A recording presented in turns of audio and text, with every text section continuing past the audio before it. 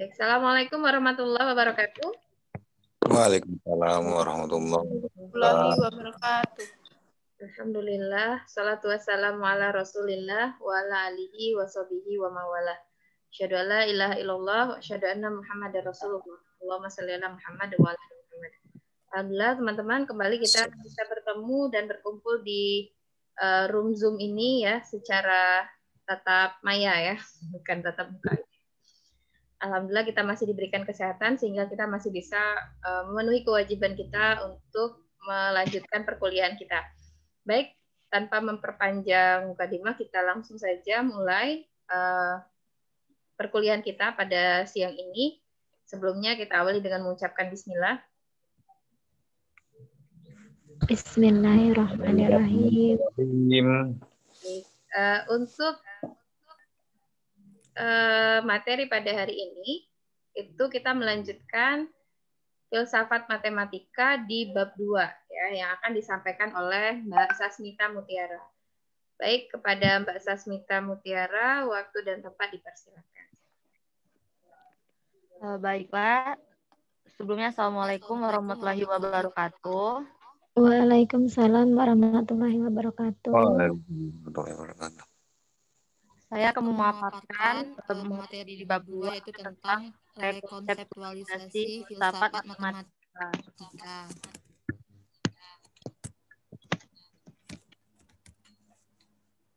Slide-nya, Mbak.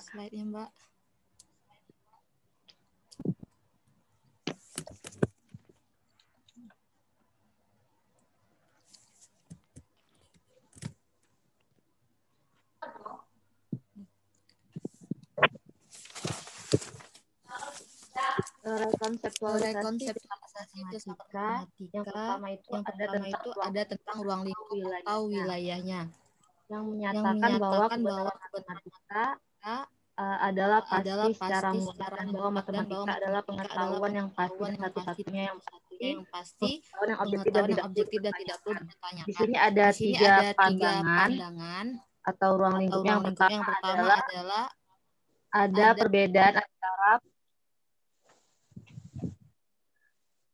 perbedaan antara pengetahuan sebagai produk akhir yang sebagian besar diwujudkan dalam bentuk dalil-dalil dengan kegiatan memahami atau kegiatan mencari pengetahuan. Terus pada ruang lingkup yang kedua ada perbedaan antara matematika sebagai pengetahuan yang berdiri sendiri dan bebas nilai dengan matematika sebagai sesuatu yang berhubungan dan menjadi bagian yang tidak dapat dipisahkan dari jaringan ilmu pengetahuan manusia.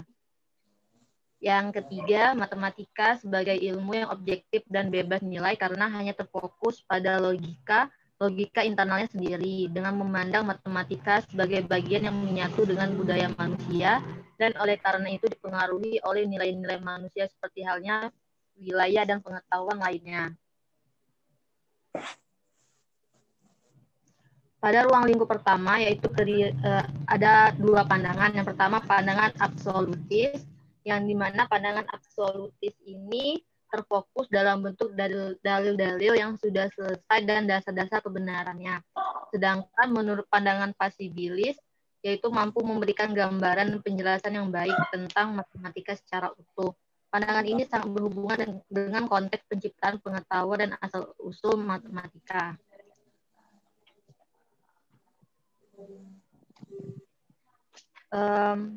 Ini pada ruang lingkup yang kedua, yaitu ruang lingkup yang kedua pada pandangan absolutis, memandang matematika sebagai ilmu yang objektif dan terlepas dari moral dan nilai-nilai manusia. Sedangkan berdasarkan pandangan pasibilis, yaitu memandang matematika memiliki nilai-nilai lainnya seperti nilai sosial dan moral yang memiliki peran penting dalam pengembangan dan penerapan matematika.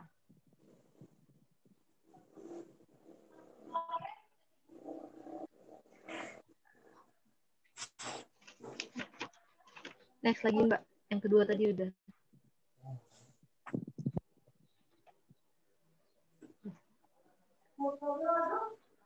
Yang sebelumnya tadi, Mbak. Oke teman-teman, maaf sebelumnya. Jadi ini yang ruang lingkup yang kedua. Yang slide sebelumnya tadi adalah ruang lingkup yang ketiga. Jadi untuk ruang lingkup yang kedua ini, berdasarkan pandangan absolutis, matematika adalah satu-satunya ilmu pengetahuan yang didasarkan pada pembuktian-pembuktian yang kuat. Sedangkan pada pandangan pasibilis, memandang matematika sebagai bagian menyatu dengan sejarah dan kehidupan manusia. Berdasarkan kriteria filsafat matematika, yaitu yang pertama, adanya pengetahuan matematika, yang kedua adanya objek matematika, ada penerapan matematika, dan adanya praktek matematika. Lanjut. Pengujian lebih jauh tentang pandangan filsafat. Yang pertama adalah aliran absolutis. Yang kedua adalah pandangan absolutis progresif. Yang ketiga adanya platonisme. Selanjutnya ada konvensionalisme, dan yang terakhir adalah empirisme.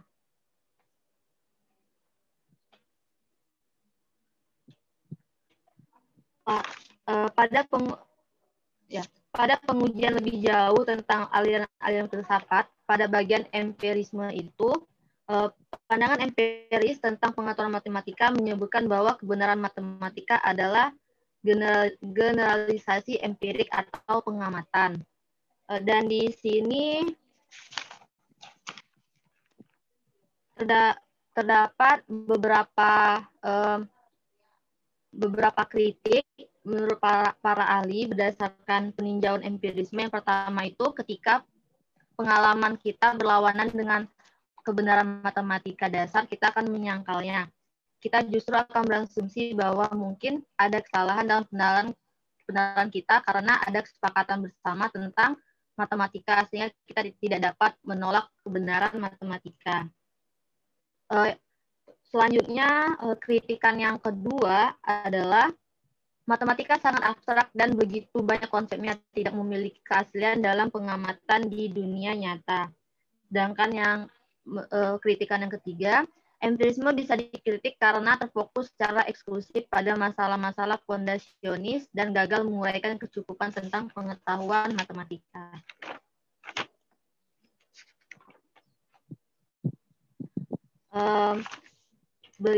Berbatas begitu sampai situ pemaparan dari saya. Mungkin teman-teman ada yang mau bertanya, persilakan.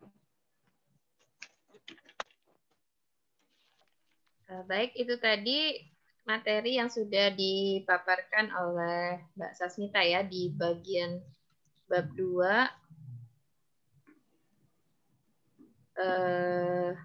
rekonseptualisasi filsafat matematika ya. Rekonseptualisasi. Mungkin dari teman-teman ada yang mau dibahas atau didiskusikan bersama. Silakan untuk menyampaikan yang ingin didiskusikan.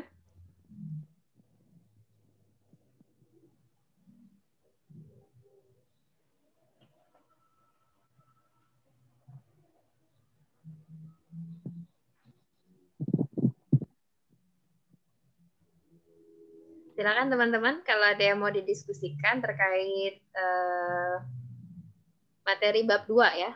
Bab 2 penelitian filsafat matematika yang tadi sudah dibahas oleh Mbak Sasmita.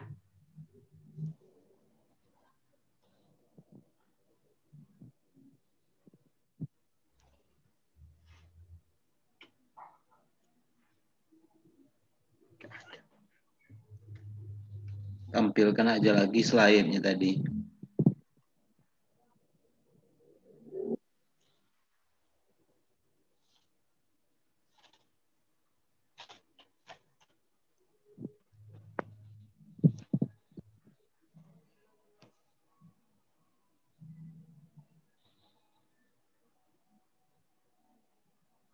Ada 2 pandangan di sini tadi ya, absolutis dan fasibilis.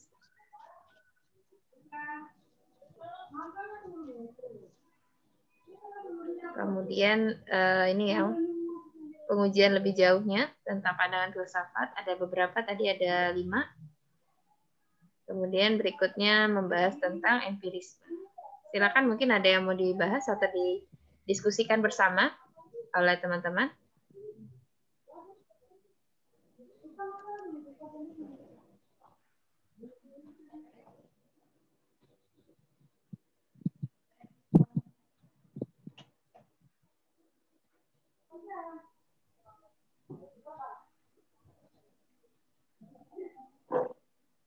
Baik, mungkin di sini Mbak yang pengujian lebih jauh tentang pandangan filsafat. Tadi yang dijelaskan kan baru di yang empirisme ya. Nah, mungkin dijelaskan kembali yang platonisme, konvensionalisme, dan yang lainnya ini ya, pengujian lebih jauh tentang pandangan filsafat mungkin. Oke, baiklah.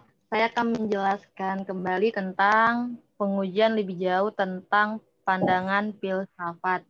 Yang pertama itu kan ada pandangan absolutis. Nah, pada bab sebelumnya atau pada bab 1, penulis memandang pengikut aliran logis, formalis, dan intuisionis adalah pengikut aliran absolutis. Yang dimana kita ketahui pada bab 1 kemarin sudah dibahas, aliran formalis itu adalah landasan karakteristik filsafat matematika yang dikembangkan melalui aksioma. Sedangkan pemikiran aliran formalis yaitu mempengaruhi buku-buku pelajaran ya. Susah nak keluar mobil. Silakan dilanjutkan, Mbak. Oh.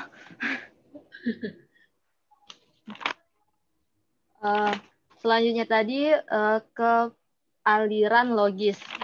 Yang aliran formalis tadi sudah saya jelaskan bahwa yaitu dikembangkan melalui aksioma. Sedangkan kalau aliran logisme yaitu bahwa matematika diturunkan dari logika. Selanjutnya lagi ada aliran intuisionisme yang dimana matematika berasal dan berkembang di dalam pemikiran manusia. Itulah dikatakan kenapa aliran logis, formalis, dan intuisionis itu masuk ke dalam aliran absolutis. Selanjutnya yang pengujian lebih jauh itu yang kedua adalah tentang pandangan absolutis progresif. Yang dimana absolut progresif yang lebih memandang matematika sebagai akibat dari upaya manusia untuk mencari kebenaran daripada hasilnya. Jadi di aliran absolutis progresif ini lebih menekankan mungkin kepada langkah-langkahnya ketimbang hasilnya kayak gitu. Selanjutnya ada platonisme. Aliran platonisme ini para ahli berpendapat bahwa objek dan struktur matematika memiliki eksistensi nyata yang terpisah dari kemanusiaan dan oleh karena itu matematika adalah proses untuk menemukan hubungan yang ada di baliknya. Selanjutnya ada konvensionalisme, yaitu yang konvensionalisme bahwa pengetahuan matematika dan kebenaran didasarkan pada konvensi linguistik. Dan pada empirisme sendiri, sebenarnya pada empirisme itu terdapat 2 tesis empiris yang sudah saya taruh di makalah. Yang pertama itu konsep matematika memiliki asal-usul empirik. Yang kedua, kebenaran matematika memiliki dasar kebenaran empirik, maka diambil dari dunia nyata. Gitu, Mbak. Mungkin teman-teman ada yang mau bertanya? Kayak gitu ya, terima kasih ya udah dijelaskan secara keseluruhan tadi mulai dari pandangan absolutis sampai ke empiris ya. Kelima-limanya sudah dijelaskan. Baik, saya kembalikan kepada teman-teman yang lain. Apakah ada yang mau dibahas atau ditanyakan terkait bab 2 hari ini ya, rekonseptualisasi di filsafat matematika. Silakan dari teman-teman yang lain.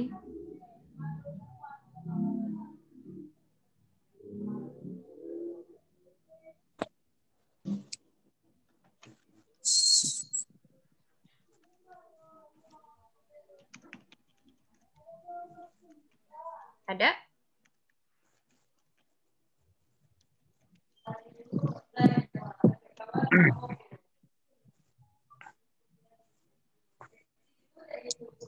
Pak Yogi ya?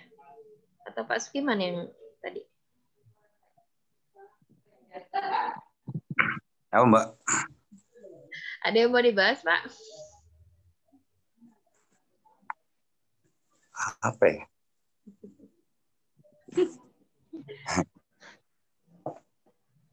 Mungkin artinya aja itu Mbak, bingung saya. Rekonseptualisasi itu apa? Iya, ya. Silakan Mbak Tasmita. Judulnya udah bingung gitu. Iya. Iya, jadi ke belakangnya juga bingung. Rekonseptualisasi itu sebenarnya seperti apa? Mungkin bisa dijawab oleh Mbak Tasmita langsung. Silakan Mbak. Mungkin rekonseptualisasi itu mungkin kayak mengkonsep kembali matematika kayak gitu nah Pak mungkin.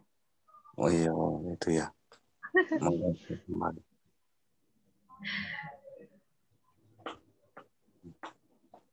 Ya, Kembali gitu ya.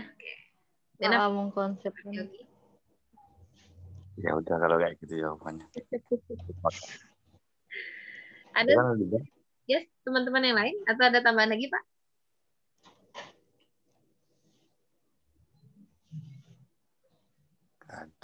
Nggak ada Pak. Mbak cukup. Oke. Dari teman-teman yang lain mungkin ada?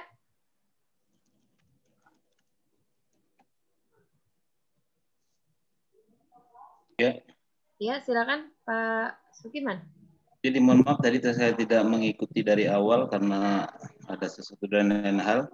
Jadi kalau saya lihat tadi pada slide ketiga itu tadi ada dua pandangan itu, pandangan Pali-Willis sama pandangan absolut.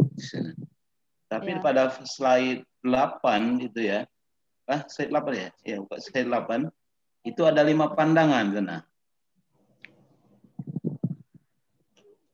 Jadi slide 2 ada 2 pandangan, sementara dalam pengujiannya muncul 5 pandangan gitu. Jadi apa maksud itu? Pengujiannya itu. Sementara dalam itu ada 2 pandangan. Matematis itu. Terima kasih. Ya, terima kasih. Silakan Mbak Sasmita. Kenapa ada perbedaan gitu ya? Mungkin di awal ini yang dibahas kan cuma 2. Ada pandangan absolutis sama pasibilis, tapi di slide 7-nya itu membahas 5 pandangan ya. Silakan. Jadi saya akan mencoba menjawab pertanyaan dari Bapak Sukiman. Kenapa yang di awal tadi di bagian ruang lingkupnya atau wilayahnya hanya mengambil 2 pandangan, sedangkan dalam pengujiannya mengambil 5 pandangan. Jadi kalau menurut saya di ruang lingkup atau di wilayah itu diambil 2 pandangan karena seperti yang kita ketahui, kalau pandangan absolutis itu kan berarti dia tentang kemutlakan, sedangkan pandangan pasibilis itu adalah tentang asal-usul. Jadi diambil 2 ini untuk perbandingan kayak gitu. Yang absolutis itu tentang kayak emang kemutlakannya, sedangkan pasibilis itu tentang asal-usul atau tentang sejarahnya kayak gitu.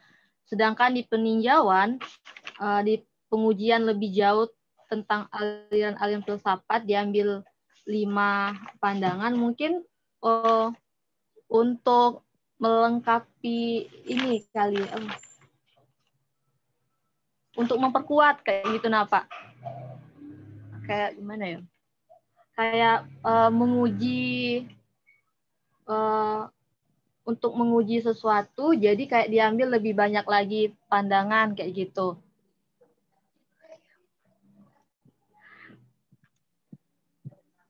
Iya. Sebelumnya, sementara dalam pandangan bab pertama kemarin bahwa ada 3 pandangan, itu pandangan logisme, itu konstruktivis dan absolutisme.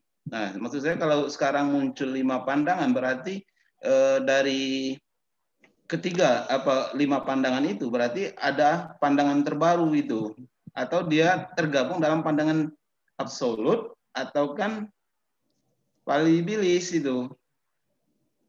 Itu aja. Ya, silakan Mbak Mita.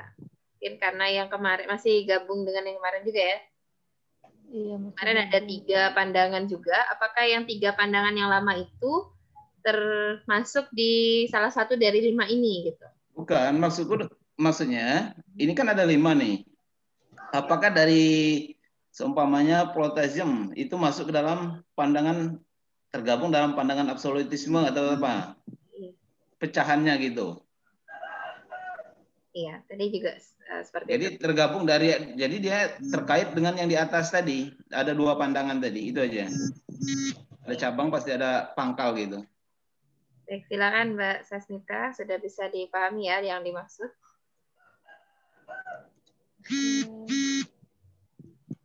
Atau mungkin teman-teman yang lain ada yang punya pendapat?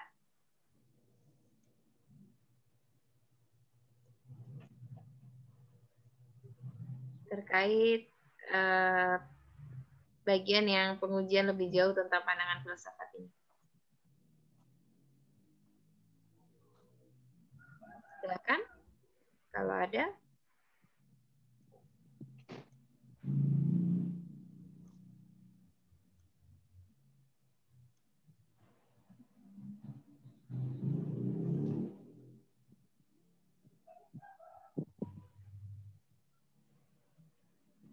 Atau kembali ke Mbak Sasmita.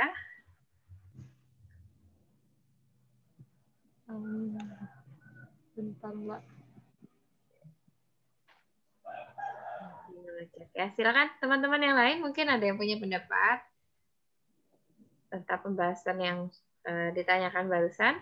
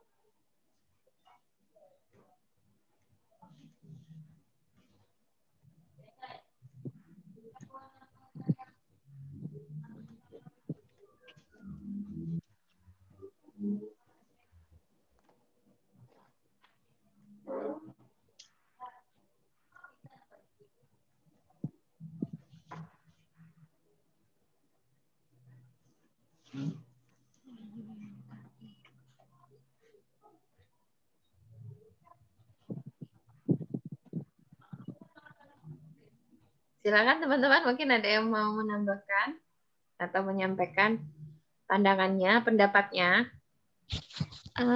Pertanyaannya boleh diulang lagi, Mbak Eka? Ya, kalau tadi yang saya tangkap seperti ini ya. Sebelumnya di sini tadi ya, ada 2 pandangan di awal ya, pandangan absolutis, kemudian ada pandangan fasibilis ya. Kemudian sebelumnya di bab 1 juga kita sudah membahas ada 3 pandangan juga yang ada logisism itu, kemudian apalagi kemarin ya ada 3. Nah, kemudian di sini di slide yang ke-7 itu ada 5, muncul 5 pandangan ya. Pandangan apakah ini pandangan baru, apakah yang kemarin yang lama itu misalnya tergabung juga di dalam pandangan ini ya, misalnya yang logisism itu masuk di pandangan absolutis gitu dan seterusnya, atau ini memang pandangan baru sehingga pandangan lama itu berubah atau tidak berlaku lagi gitu ya.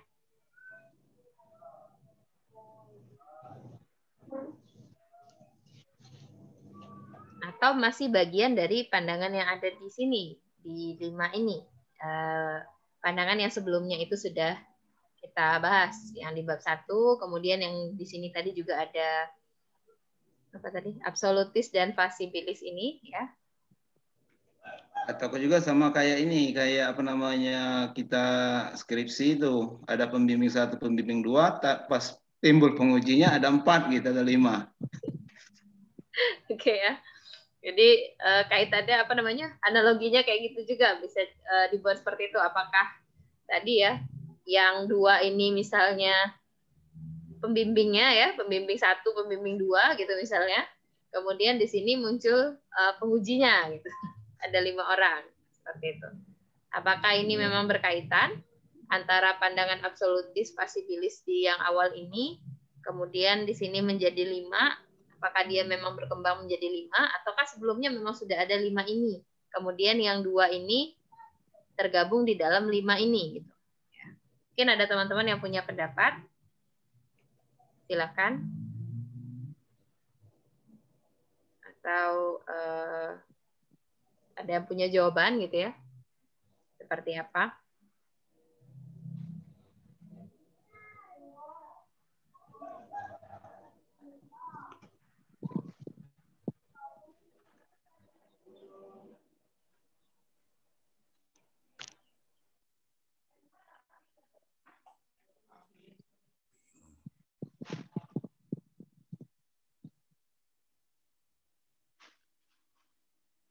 Pak, Bapak Ibu. Boleh. Silakan. Kalau menurut saya tadi kan pertanyaannya apakah berkaitan kayak gitu ya. Nah, kalau menurut saya setelah mungkin teman-teman bisa dibaca dulu yang makalah yang pernah dibikin sama Mbak Sasmita, itu ada di Telegram. Kalau dari pemahaman saya itu aliran dari absolutis, terus progresif, terus apa lagi? Platonisme dan lain sebagainya itu berkaitan. Kenapa? Yang pertama itu adalah di halaman 4 ya, kalau misalkan yang teman-teman buka di makalahnya Mbak Sasmita itu di Telegram, di halaman 4 itu menyatakan bahwa absolutis itu adalah aliran logis atau formalis ya. Nah, sedangkan progresif itu adalah kaitannya dengan absolutis itu tadi. Kenapa bisa dikatakan itu? Karena filsafat absolut ini akan menerima penciptaan baru atau perubahan. Nah, begitupun dikembangkan lagi dengan Platonisme. Nah, di mana Platonisme ini menurut Bernay pada tahun 1935 dan teman-temannya ya, itu bahwa Platonisme itu adalah pandangan bahwa objek matematika memiliki eksistensi objektif yang nyata dalam wilayah idealnya. Nah, selanjutnya itu konvensionalisme. Sedangkan konvensionalisme ini yaitu dikatakan oleh Quine tahun 1936 bahwa konvensionalisme itu menggunakan konvensi linguistik sebagai sumber kebenaran matematika. Jadi ada pendukungnya di sini. Pendukungnya yaitu konvensi linguistik. Nah, selanjutnya yang kelima adalah empirisme, yaitu pandangan tentang pengetahuan matematika. Jadi kalau menurut saya yaitu tadi dari pendapat-pendapat yang dikemukakan berkaitan. Mungkin hanya itu teman-teman yang bisa saya paparkan, dan maaf di sini agak berisik ya. Terima kasih. Baik, terima kasih Mbak Yana itu tadi ya. Luar biasa dari pemaparannya tadi yang disampaikan bahwa ternyata memang masing-masing ini itu ada kaitannya ya dengan yang lalu itu. Ya, baik di pandangan absolutis dan seterusnya, konvensionalis dan seterusnya, itu masih ada kaitannya ya dengan pandangan-pandangan sebelumnya yang sudah dipelajari. Baik, masih ada tambahan lagi atau ada yang mau bertanya lagi atau berdiskusi lagi?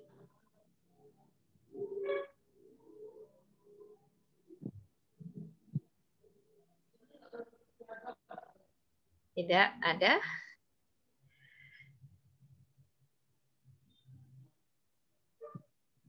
Kalau tidak ada, apakah kita cukupkan?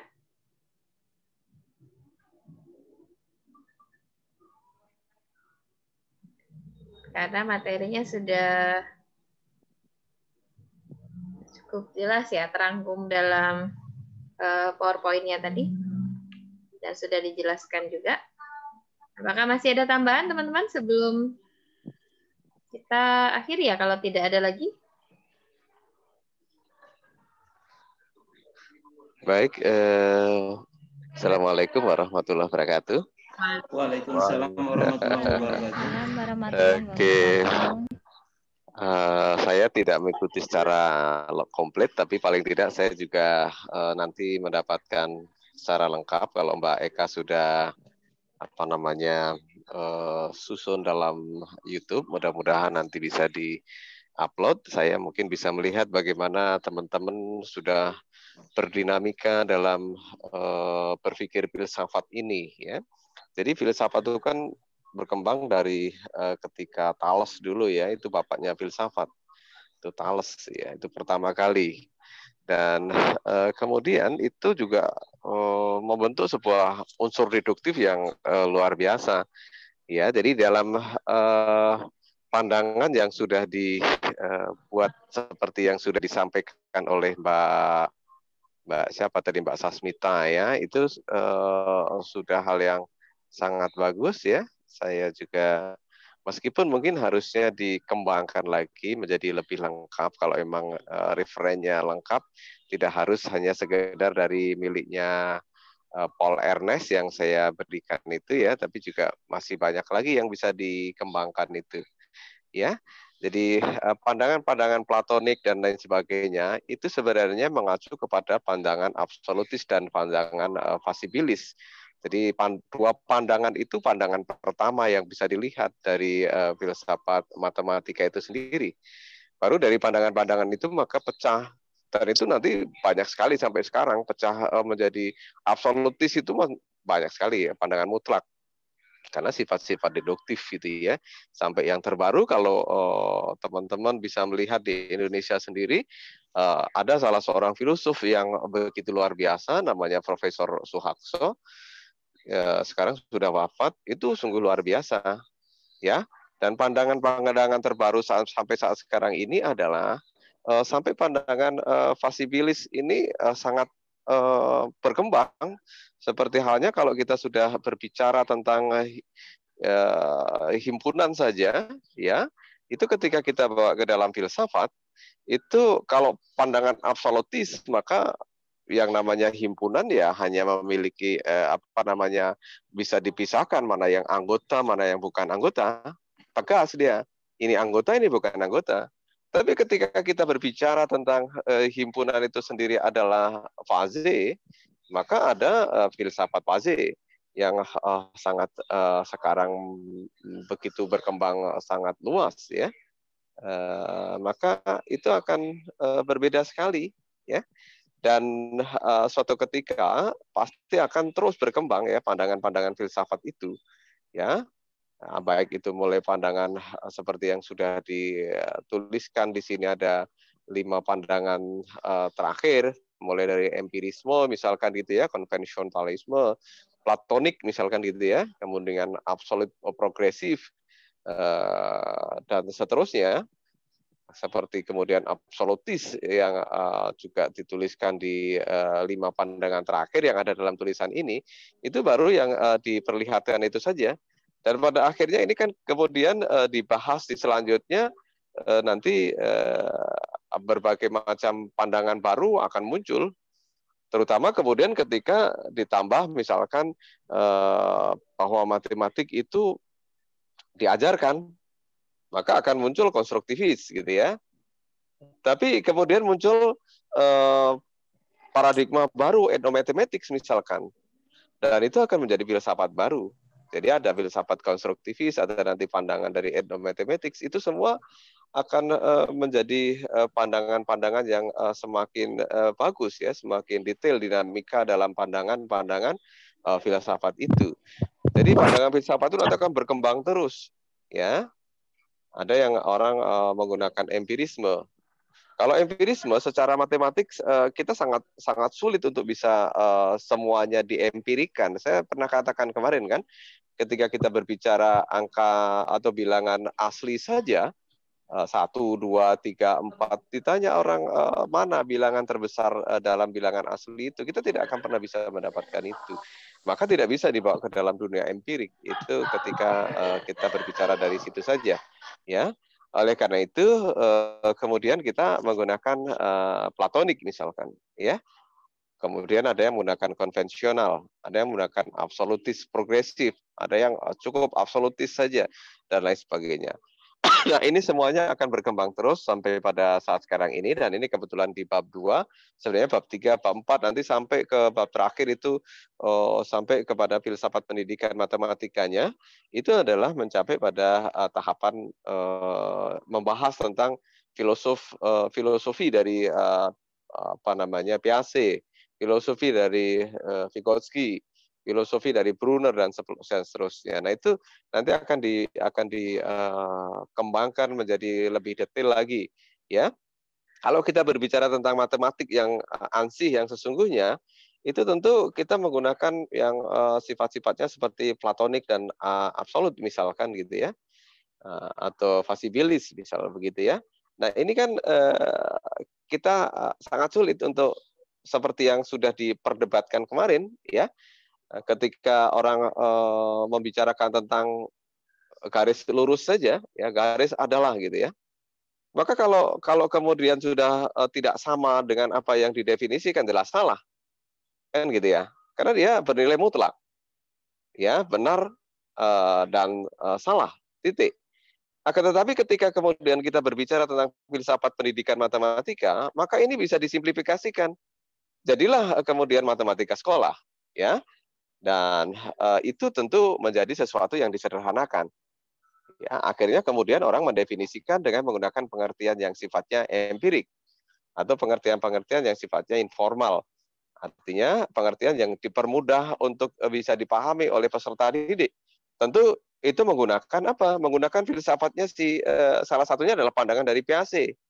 Bara perkembangan kognitif seseorang itu mulai dari sensori motorik, kemudian praoperasional, operasional konkret, operasional formal, kemudian baru adolescent. Dengan demikian maka tidak mungkin anak kelas 1 SD kita akan ajarkan definisi atau kita akan ajarkan teorema.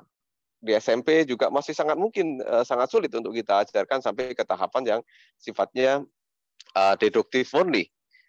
Itulah yang kemudian kita pasti akan berdebat. Ya, sama dengan setelah saya melihat dari tayangan di YouTube berbagai macam dinamika ketika bertanya di pertanyaan dari beberapa kalangan ya, termasuk dari teman-teman ya, siapa kemarin yang bertanya ke Pak Sukiman dan dijawab juga oleh Pak Yogi, dijawab oleh teman-teman yang lain ya. Itu kan memperlihatkan bahwa kita juga berpandangan yang berbeda. Kita punya pandangan yang sifatnya adalah prakonsepsi. Jadi pandangan prakonsepsi itu adalah pandangan pribadi, ya. Dan pandangan pribadi itu jadi sempit kan gitu kan ya.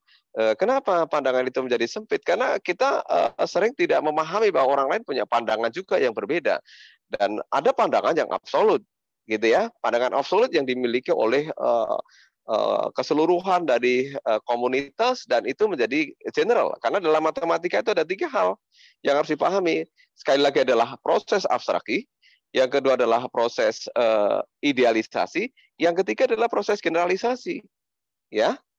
Jadi kalau di SD, di SMP tentu atau di SMA mungkin masih belum sampai ke tahapan yang sampai ke 3 tingkatan ini dipergunakan secara keseluruhan, ya. Sehingga apa? Sehingga kita masih memberikan toleransi. Kenapa? Karena tahap proses kognitif, proses berpikirnya itu masih belum nyampe kepada tahap yang sifatnya operasional formal.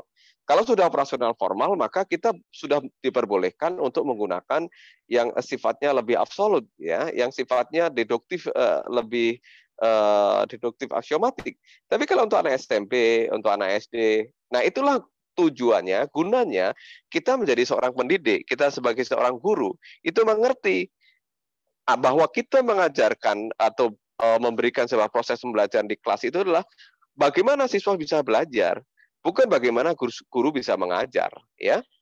Dengan demikian, maka kita mencari sesuatu yang sifatnya abstrak, konsep-konsep yang abstrak, teorema yang abstrak, itu kemudian kita simplifikasikan menjadi sesuatu yang bisa dipahami oleh anak sesuai dengan tingkat proses berpikirnya. Nah, itu nanti akan menuju kepada filsafat yang disebut dengan filsafat konstruktivisme. Dalam filsafat konstruktivisme itu sekali lagi saya katakan ada double plan. Plan between people dan ada plan within individual. Between people itulah yang kemudian dilakukan di dalam proses seperti yang kita lakukan pada saat sekarang ini. Artinya proses pembelajaran yang kemudian kita mengajak di antara kita bersama, ya, guru, kemudian mahasiswa ya, atau dosen bersama mahasiswa, atau antar mahasiswa yang tadi sudah begitu bagus dikoordinir oleh Mbak Eka, itu menjadi sesuatu yang sifatnya between people. Dan between people itu dasarnya adalah zone of proximal development. Itu kan pandangan yang dikemukakan oleh Vygotsky dalam filsafat konstruktivisme nantinya. Berbeda dengan filsafatnya behaviorisme nanti jadi akan berkembang sampai ke sana.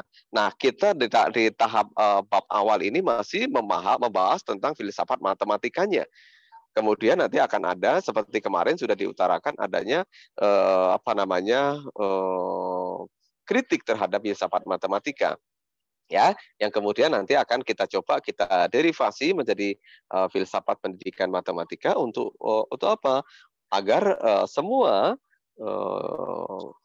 objek-objek matematika yang sifatnya deduktif, aksiomatik itu bisa kemudian dibuat menjadi sesuatu yang mudah dipelajari oleh siswa. Jadi begitu teman-teman semuanya, Mbak Eka dan juga teman-teman semuanya. Pada kesempatan ini mungkin saya minta teman-teman mencoba untuk membuat resume, ya, di resume sehingga nantinya hasil resume itu kirimkan ke saya melalui grup di Telegram, ya, silahkan dikirim ke sana. Dan saya juga senang Mbak Yana tadi juga sudah membaca dari tulisan yang dibuat oleh Mbak Sasmita. Jadi terus seperti itu, ya. Jadi kita terus berkembang seperti ini. Saya senang sekali teman-teman juga begitu, ya. Seperti saya tadi juga diminta pandangan oleh alumni UNESA yang sudah guru besar semua. Kebetulan alumni yang sudah guru besar di Indonesia ini dari UNESA sangat banyak, dan tadi dikumpulkan saya diminta juga memberikan pandangan karena kebetulan saya adalah lulusan pertama di sana, lulusan pertama, dan kebetulan guru besar yang pertama juga, ya, dari lulusan UNESA itu. Jadi hal-hal semacam itu kemudian akan berkembang terus. Sangat mungkin bahwa suatu ketika akan ada pandangan-pandangan filsafat dari pendidik di Indonesia di dalam mengembangkan sebuah filsafat pendidikan matematika di Indonesia.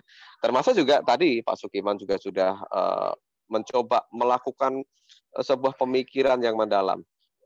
Juga ada dari Mbak Yana, Mbak Eka sendiri. Jadi sebenarnya kita sendiri bisa kemudian berpikir secara mendalam bahwa filsafat itu kan bagaimana kita membuat sebuah pemikiran yang sangat dalam yang bisa kita bawa untuk menuju ke sesuatu yang sifatnya general, ya. Jadi kebenarannya itu adalah kebenaran yang sangat general, tidak bisa kemudian hanya kebenaran yang sifatnya dalam posisi substantif tertentu, tidak bisa seperti itu. Nah, itu yang bisa saya sampaikan dalam kesempatan ini, teman-teman semuanya. Sebagai produk dari kuliah hari ini, saya persilahkan untuk membuat resume 1 halaman saja, diketik di resume, terus tulis nama, dibuat dalam bentuk PDF, masing-masing dengan kalimat sendiri, ya, dengan kalimat sendiri. Pasti berbeda antara mahasiswa yang satu dengan mahasiswa yang lainnya, dan dikirimkan melalui Telegram yang ke pribadi saya, ya, Telegram yang ditujukan kepada saya, ya, jangan dimasukkan dalam grup tapi langsung disampaikan kepada saya. Demikian saja itu yang bisa saya sampaikan dengan teman-teman. Mudah-mudahan ini bisa memberikan tambahan untuk pembahasan pada siang hari ini. Silakan Mbak Eka, kalau masih ada yang perlu untuk dipertanyakan, saya persilahkan. Baik, terima kasih Prof atas tambahannya tadi, ya, terkait apa yang sudah kita bahas tadi, dan kemudian nanti silakan mungkin teman-teman melanjutkan seperti apa yang tadi sudah disampaikan. Kita sama-sama merangkum ya, meresum bab 2 presentasi pada hari ini, apa yang sudah kita dapatkan sesuai dengan bahasa kita sendiri gitu ya. Kemudian nanti silakan dikumpulkan. Masih ada pertanyaan atau yang lainnya dari teman-teman terkait materi ini atau yang sudah disampaikan oleh Prof. barusan? Apakah masih ada?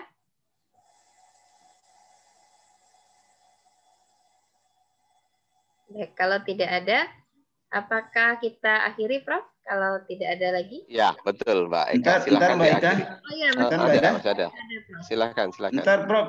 Mohon maaf Iya. sebelumnya. Berarti Iya. kalau kemarin itu kita berbicara tentang pandangan logisme, konstruktivis, dan absolut, termasuk daripada pandangan palibilis, berarti dalam bab ini adalah pengembangan daripada pandangan absolut dan palibilis yang menjadi kelima pandangan ini, Prof. Betul sekali, Pak Sukiman. Oh, Tepat, iya. Pak Sukiman. Tepat sekali, Pak Sukiman. Ya, bagus. Jadi Pak Sukiman udah ngerti itu, bagus sekali. Jadi nanti kan akan berkembang terus. Suatu ketika mungkin ada para filosof-filosof baru yang bisa juga lebih jauh lagi, bisa mengembangkan lebih bagus lagi. Ya, pasti akan terus seperti itu. Nanti kalau coba baca juga tentang salah satunya pandangan tukang cukur misalkan, itu ada salah satu juga pandangan filsafat tukang cukur. Tukang cukur tidak akan dia berkata begini, saya akan mencukur seluruh orang yang ada di kota Bengkulu misalkan. Nah, tapi yang tidak mencukur dirinya sendiri gitu ya. Jadi dia mengatakan saya akan mencukur seluruh orang yang ada di kota Bengkulu dengan syarat tidak mencukur dirinya sendiri. Itu adalah sebuah salah satu pandangan yang nanti akan menjadi paradok ya. Ternyata tidak mungkin dia akan bisa mencukur seluruh orang yang ada di Bengkulu, karena dia tidak mungkin mencukur dirinya sendiri, karena dia kan tukang cukur yang mencukur orang lain. Itu hal semacam itu. Nanti banyak hal ya, termasuk juga bahwa antara berlarinya kura-kura dan pelari cepat di dunia, ternyata untuk lomba lari kura-kura dengan pelari cepat di dunia menanglah kura-kura itu kan. Nanti suatu ketika nanti akan kita bahas hal-hal yang semacam itu ya, itu termasuk pandangan-pandangan yang seperti apa ya yang bisa kita sebut di dalam pandangan filsafat itu ya. Pak Sukiman, bagus sekali ya Pak Sukiman sudah bertanya. Nanti teman-teman yang lainnya silahkan secara kritis untuk mencermati ini, karena pandangan filsafat itu nanti akan berkembang terus, dan filsafat yang disusun, filsafat pendidikan matematika yang disusun Paul Ernest ini akan berkembang terus seiring sejalan dengan munculnya fase teori yang dibuat oleh Sadeh tahun 65, kemudian oleh De Ambrosio di Brasil tentang etnomathematics, itu akan berkembang terus. Nanti kita coba ya, kedepannya pasti akan kita dapatkan itu. Dan saat sekarang ini kan kita muncul sibernetik juga, itu salah satu paradigma juga. Paradigma itu adalah filsafat. Jadi filsafat bisa jadi konstruktivis, neokonstruktivis, kemudian ada behavioris, neo-behavioris, kemudian ada kognitivisme yang dari Brunner dan kawan-kawan itu, kemudian ada juga pandangan dari De Ambrosio tentang etnomathematics. Itu semuanya sangat mungkin bisa berkembang ya, dari Bandura tentang behavioris yang menggunakan untuk pemodelan dan lain sebagainya. Itu akan berkembang terus Bapak Ibu sekalian. Itu Pak Sukiman ya. Silakan Mbak Eka dilanjutkan. Kalau emang nanti habis boleh ditutup. Jadi kalau seumpamanya kita mau melihat suatu pandangan itu berawal dari absolutisme atau pengembangan absolutisme atau pengembangan palibilis, dilihat dari karakteristiknya atau apa itu, Bro? Betul, dilihat dari karakteristiknya ya. Jadi platonik itu masuk di dalam yang mana? Kan nanti kan seperti itu ya. Iya. Jadi platonik itu kan memandang sesuatu yang sifatnya abstrak ya. Dan kemudian nanti bagaimana dibawa ke dalam dunia yang sifatnya konkret seperti apa? Nanti seperti itu ya. Jadi platonik seperti itu. Nah, Makasih, terus Prof, ya. bisa. Oke, Pak Sukiman. Silakan Mbak Eka, kalau memang sudah selesai boleh ditutup ya. Baik. Saya akhiri ya. Assalamualaikum warahmatullahi wabarakatuh. Waalaikumsalam warahmatullahi wabarakatuh. Baik, teman-teman, sudah cukup ya Pak Sukiman, tadi juga sudah cukup jelas penjelasan dari Prof tadi. karena tidak ada lagi, kita cukupkan saja ya teman-teman untuk perkuliahan kita pada siang menjelang sore ini di mata kuliah filsafat bab 2. Dan jangan lupa tadi ada tugasnya ya, silakan dikerjakan, dilanjutkan nanti dikumpulkan. Itu saja mungkin untuk presentasi pada hari ini. Saya selaku moderator, mohon maaf jika banyak kesalahan selama membawakan kegiatan ini. Baik, kita akhiri. Assalamualaikum warahmatullahi wabarakatuh. Waalaikumsalam warahmatullahi wabarakatuh. Warahmatullahi wabarakatuh.